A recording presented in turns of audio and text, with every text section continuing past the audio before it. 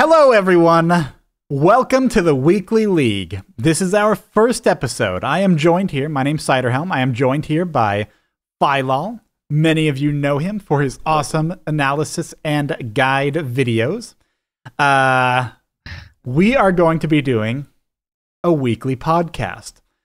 This is going to be available on iTunes. You will be able to download it as audio. But of course, because we both do stuff on YouTube, we wanted to make sure you guys got to see it on YouTube.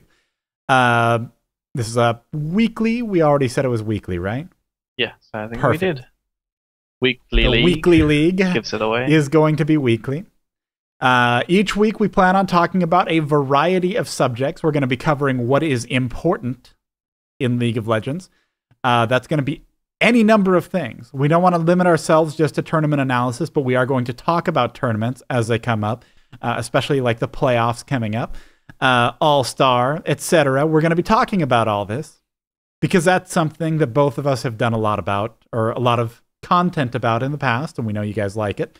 But we're going to be talking about everything. If it's subjects that are important to League of Legends, timely or otherwise, we'll be bringing it up. We're going to be talking about the CLG TSM game from the last week's LCS because it was such a good game. I think both of us enjoyed watching it so much that we decided we definitely want to do some content on that today. We're going to be talking about the importance of mainly one role when you're trying to climb the ladder in solo queue, because obviously that's one of the biggest things that we ever get asked about. How do I climb Elo? And finally, we're going to round it off with some patch notes because the patch 4.5 hit earlier this week.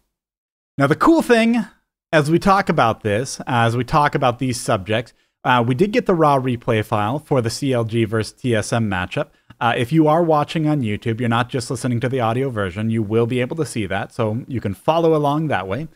And I think just to start off, we want to talk about CLG versus TSM. Now, I will go ahead and break ground here, and as Phi mentioned, it was incredibly fun. It was an incredibly fun match to watch.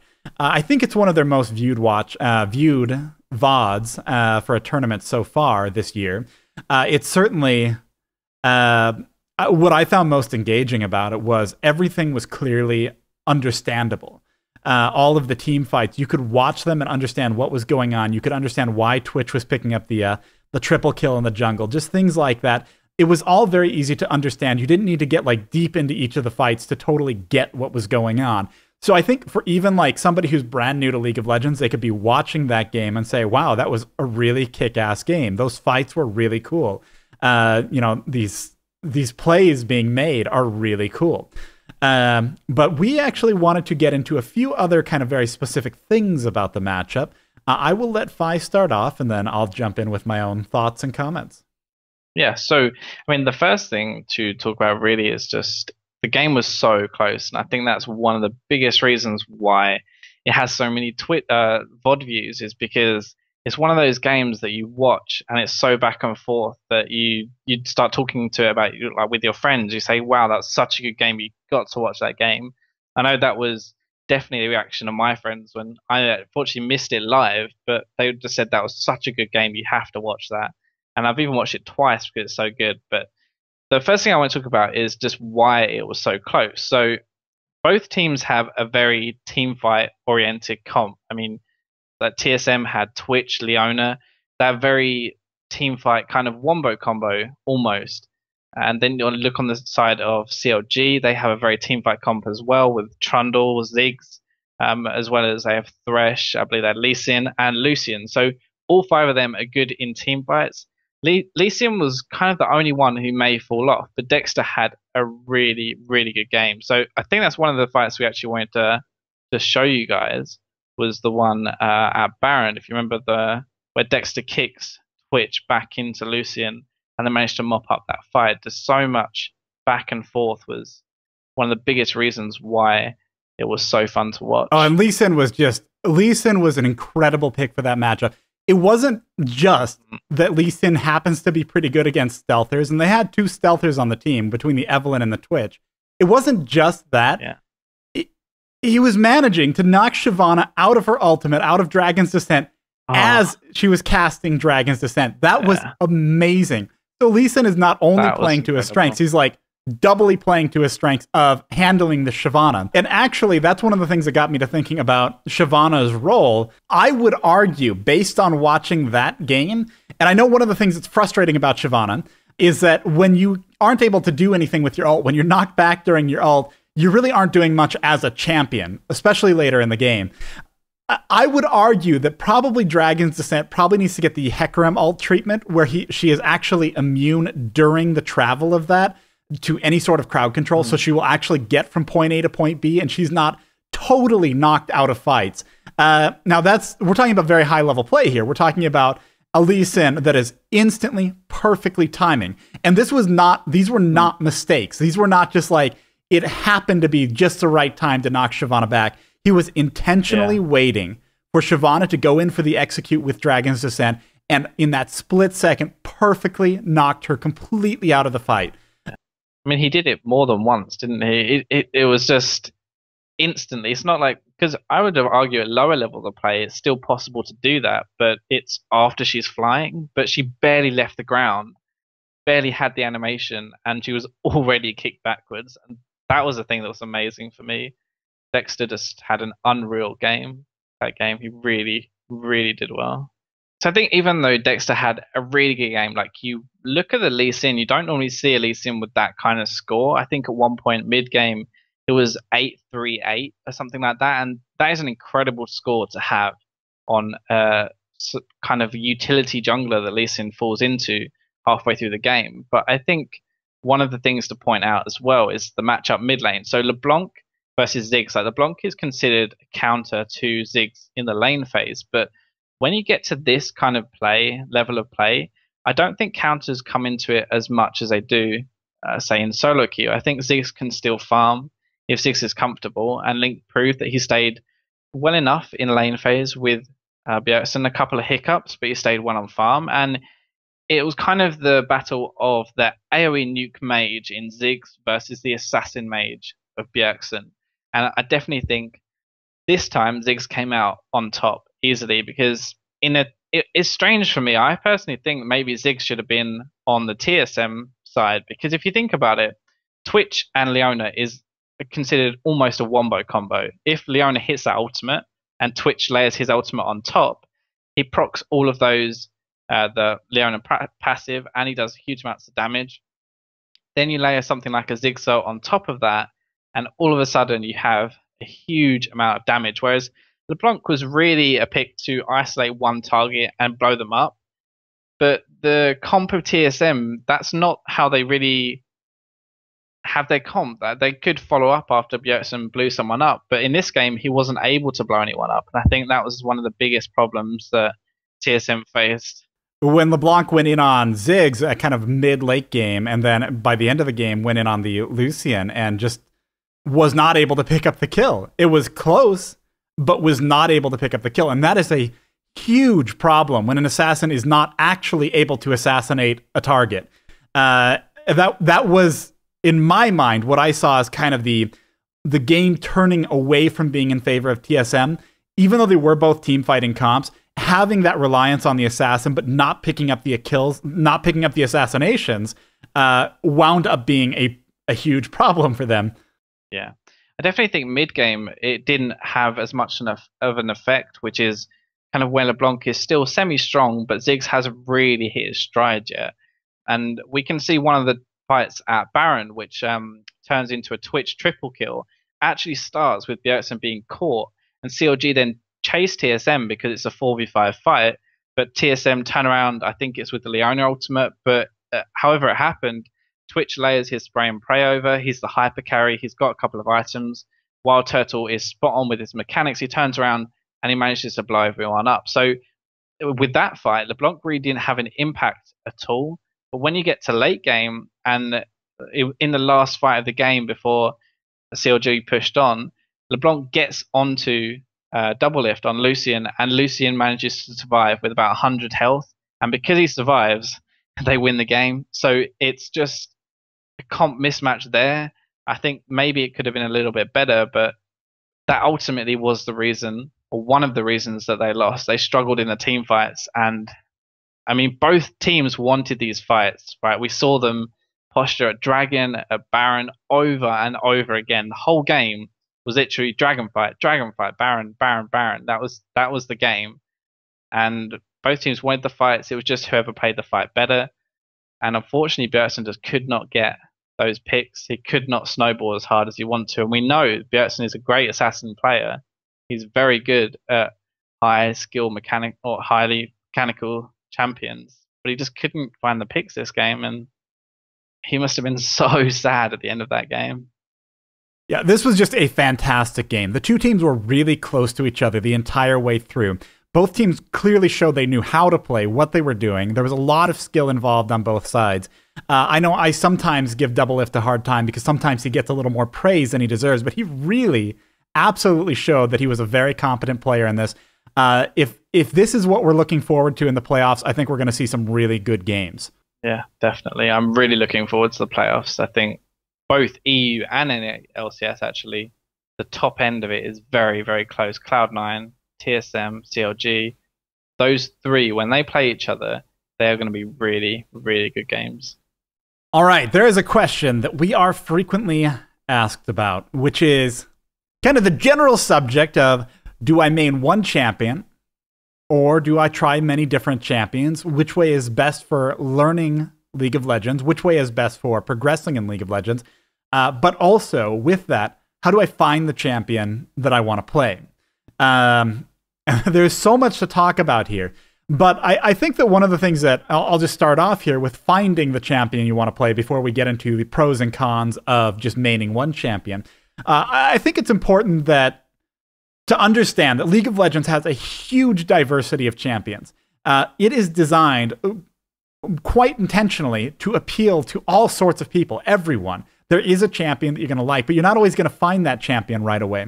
I think one of the things that's very important is to evaluate yourself, your own playing habits, what you like in games generally, and what you enjoy. I think it's very important to identify what kind of a player you are.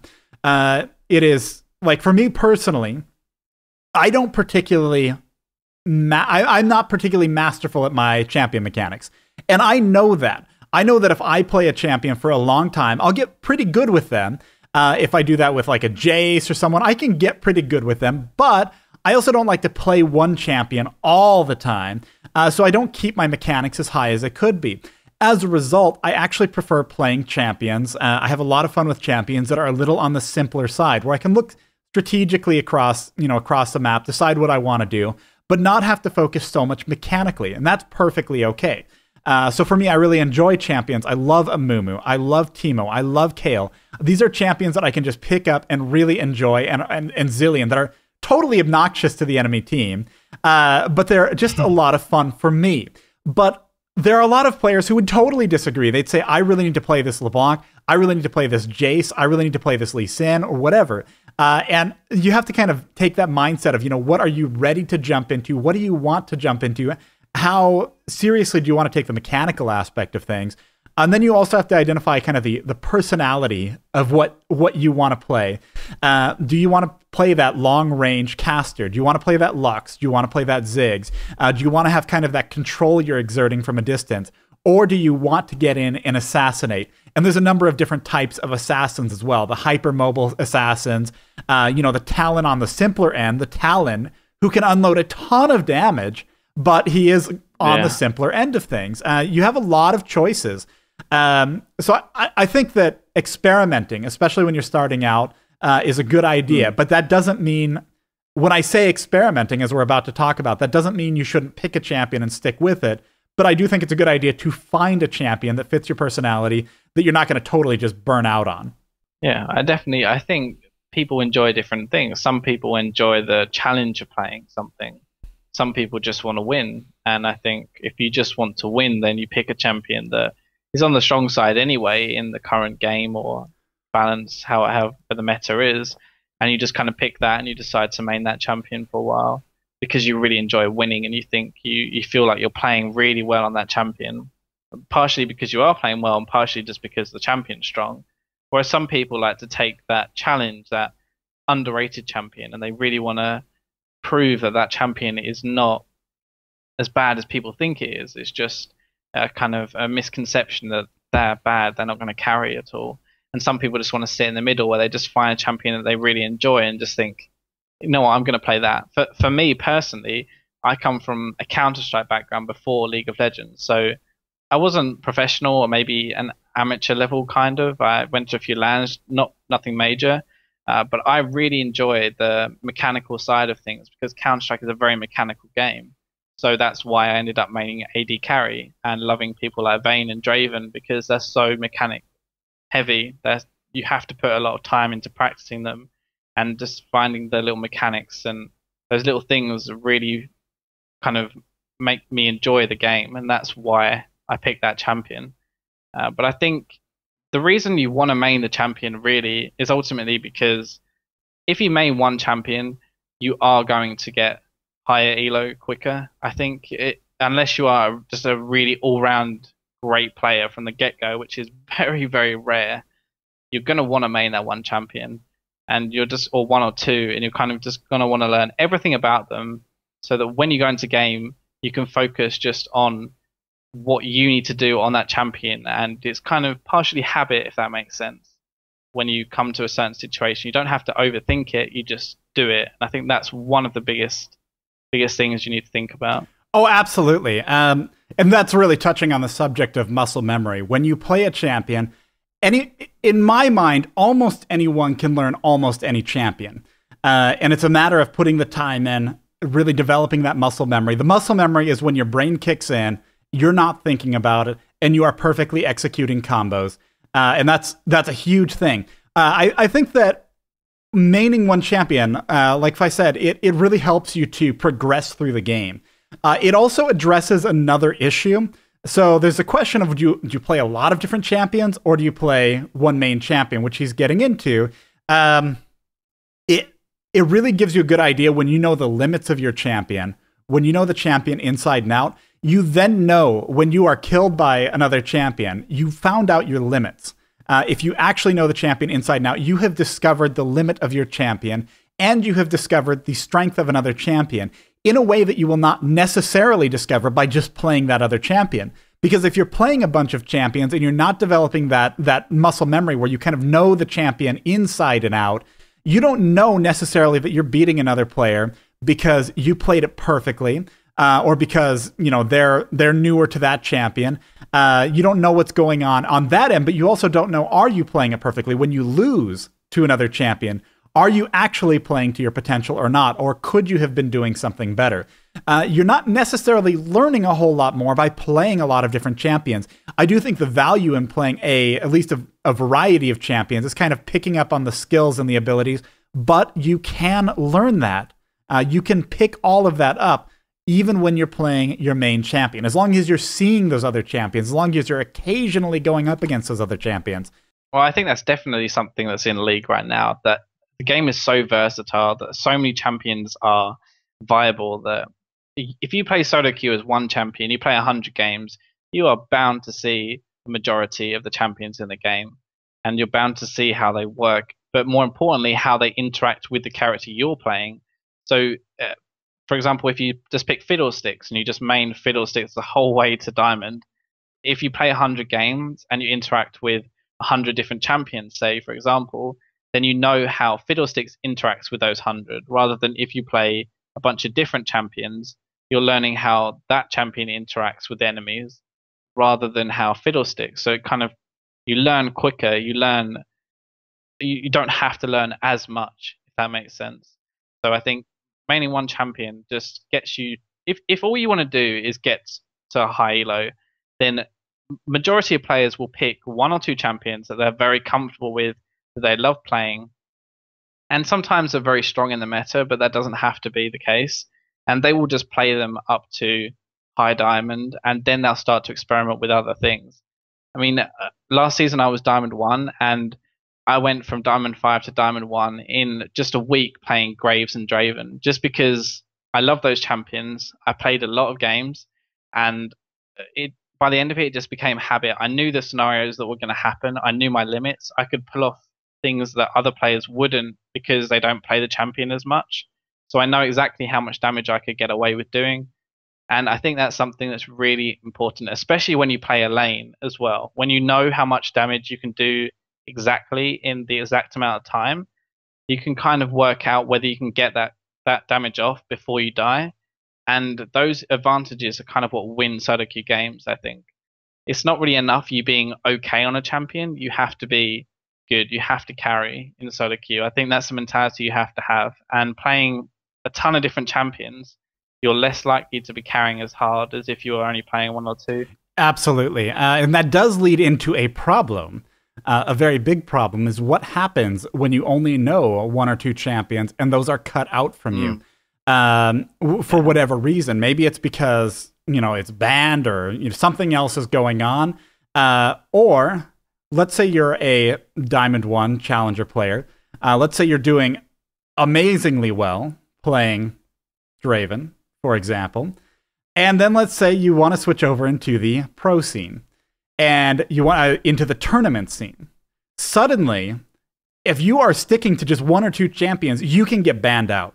You can very easily get banned out, and you will. When your opponents know that you're amazing with this one champion, they will ban you out of that one champion because then they know you're going to be playing subpar on other champions. So you wind up with this solo queue.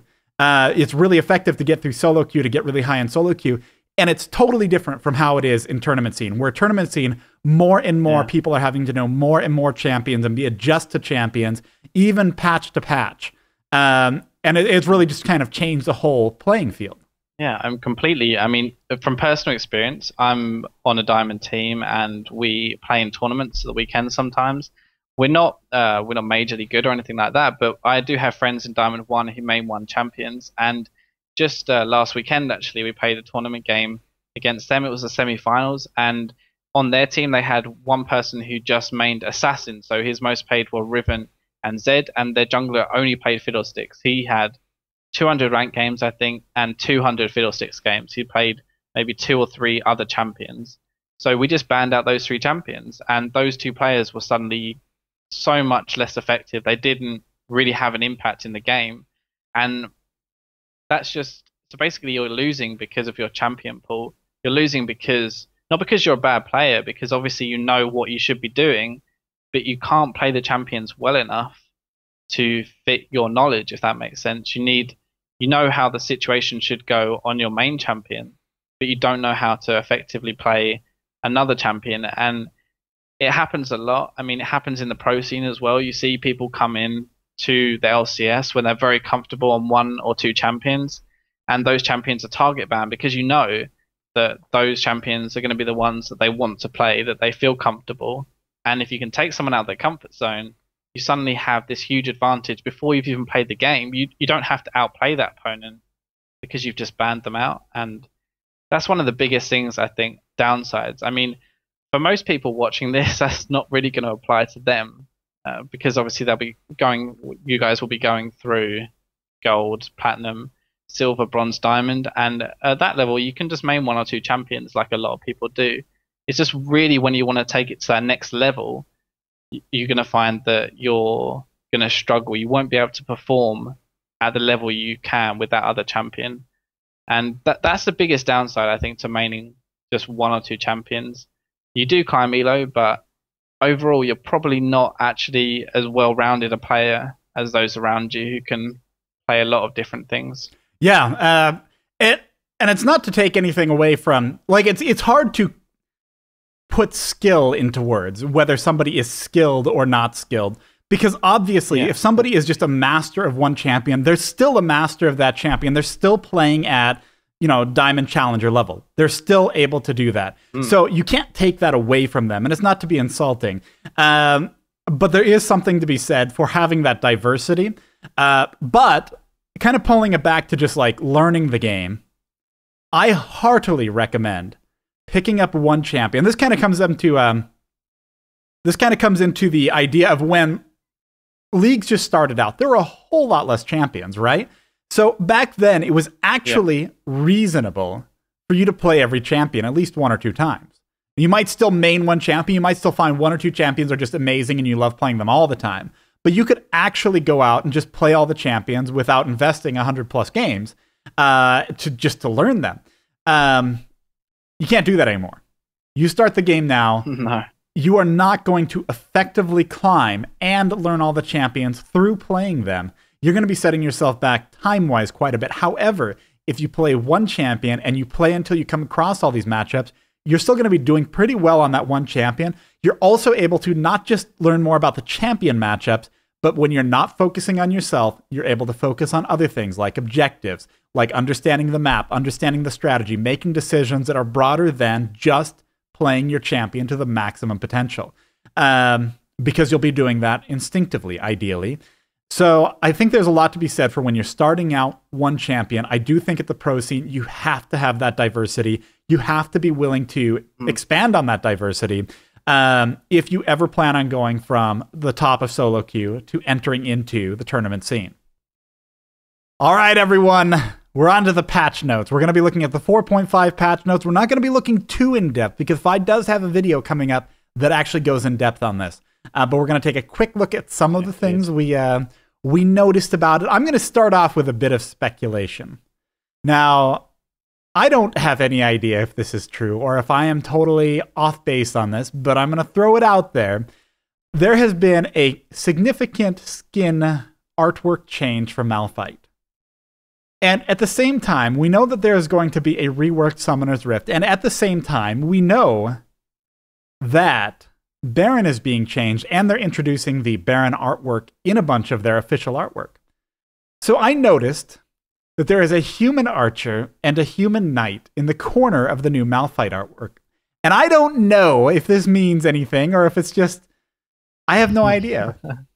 But if they were... It would be pretty cool. It would be pretty If they were overhauling the minions, the spellcaster minions and the melee minions, I wouldn't mind if they added the archers and knights to it instead. But only if it looked good, not if it was... I don't know. We'll see. That was pure speculation based on nothing at all except some artwork. For some reason, I just have in my head a picture of these minions running like the new Heimerdinger. You know, the really goofy new Heimerdinger run with the rework. For some reason, the minions are just running to lanes with that. If they overhauled it with that run, I would be in heaven. It would be hilarious. Fantastic. Yeah, I mean, the balance changes are actually pretty cool. Looking at them now, there are a bunch of champion changes, which is the stuff I cover in my video. So I'm not really going to go too much in depth on it now. But the one I did want to mention is Lulu, because this Lulu change is actually really, really smart. And it's kind of right have tended to just nerf abilities like the damage on things. But this time, one of Lulu's biggest problems was that she would help picks onto someone, and then she would be able to glitter lance twice while it was still following. So she could just run up to someone, run away, and then she could glitter lance them twice, first and free harass. And it also meant you can kind of chase someone down with that running as well. But with the duration change, now that's not possible. So you can only do it once. And this is a really clever indirect nerf to mid lane Lulu that isn't going to affect support Lulu as much. So they're still keeping support Lulu viable, but they're just kind of changing mid Lulu a bit. So I think it's really interesting because now in competitive play and in solo queue, you could pick Lulu first as if you were going mid, which is very common at the moment. And then you could maybe take it support. So someone picks something against Lulu mid, and then you switch it to the support. So then you can pick something else against their mid laner, which I think would just be really cool. I think that's a really good change. Very clever change, and it gives you a lot more counterplay than it kind of feels like just from reading the patch notes, if that makes sense. Yeah, I personally, I like movement speed, and almost every champion I play, with some limited exception, almost every champion I play heavily benefits from movement speed.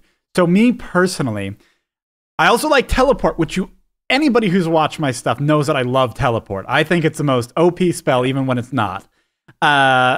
So distortion changes are awesome. Oh, if you want, yeah, they are amazing. I think that is a totally legitimate alternative, even defensively, over home guard. And I think it's just amazing. On top of that, I really love the cheap, I don't know how to pronounce this, Ether Wisp, whatever. A cheap small movement speed item is amazing. I knew you would love that. It's pretty cool. Don't get me wrong, it's pretty cool and it's a nice little tweak, but just the movement speed is so random. The distortion is so good. Like you can have it as an engager, you can have it if you're getting camped. Like imagine just I don't know, sometimes you get an early home guard. Like if you're camped in lane against someone like maybe a Shaco or something like that, you would get an early home guard so you can keep running back to your lane when you get ganked, so you don't miss too much CS. That's something that happens quite a lot in higher reload play. And imagine getting distortion now. Like if someone jumps onto you and you have to flash away, that movement speed is going to guarantee you do not die. And that is awesome. Like changing it now. I mean, home guard, I'm a fan. It's very useful for getting around the map. But the problem is it doesn't offer any combat stats. So you're never going to be like it's purely to get around the map faster, which is fine in some certain cases. But I really like that they're now changing it a little bit so you don't have to spend your gold just on something that makes you move faster, even though you'd love that. I know that you can now have it something that's actually going to benefit you in combat when you're fighting. And can you imagine the outplay potential with that? with the faster and the speed up now, it's going to be so good. I can just, I mean, even Zed, imagine him dashing around with his shadows and then flashing and getting some move speed and gorgeous. I'd love that. Which kind of brings a problem because they've also not a problem for me personally. They've recently done a little bit of a buff to teleport, and teleport is buffed by distortion, as I recall. And now I have to decide between teleport flash or heal flash. Now, I don't actually know that that's going to be a real decision, but heal is actually really badass now. I don't know how much it's going to come into play, but it looks like it's actually just the flatly in probably, I don't know, 80% of situations better than barrier. Am I wrong? It removes the healing bonus, doesn't it? So if you're playing with anything that has a heal, it suddenly helps. Like, for example, imagine how strong it's going to be on Soraka when she uses that on someone before she uses her W and ultimate. Because before she just have to heal through the ignite, but now she can heal. She is basically a targeted cleanse to remove that ignite, and it's a heal obviously, and then she heals for her bunch. Or imagine top lane Mundo with heal. I really want to try it. I haven't tried it yet, but how troll is that going to be when you pop your ultimate, they ignite you to go in for the kill, and you just heal and remove the debuff, and suddenly your ult heals for full again. It's just you can troll so much with that, and I really want to do it. And the heal gives movement speed too. Think about that. Yeah, what is it with all of these movement speed this patch? I was reading down here, and I'm just thinking, there's movement speed there, and there, and there. Oh, and look, there's another one. It's just crazy. The targeted cursor thing is pretty cool, actually, though. Honestly, when it heals you and it heals the person who's near your cursor, I like that. I think it didn't need to heal everyone around you like before. Yeah, it removes a little bit of power technically, but for practical purposes, it's actually just a much stronger spell than it used to be. Exactly, and combine it with the new items as well. I think like Crucible, you can Crucible someone and heal them in a team fight. Do you really think you're going to be able to kill that person when you've done that? It gives support even more power. Like right now in bot lane, support is probably 60-40, I would say, with the AD. So 60% of the lane is how the support plays. But the team fighting obviously is much more about how the AD plays and the positioning of the AD to carry the fight. But this kind of gives a bit more play for the support and having a bit more impact during the fight rather than just being an engaged bot or something like that. Thank you for watching this week's episode of the Weekly League. Let us know your thoughts, what you would like us to talk about. I know that next week, some of the subjects that we're thinking about talking about, what playoffs are going to look like. We'll know the actual final standings from LCS. What changes that we're seeing as a result of 4.5, if any important ones are coming. And we have a question for you. Let us know which teams, if this is something that interests you, say a team that you would like us to break down a team composition for.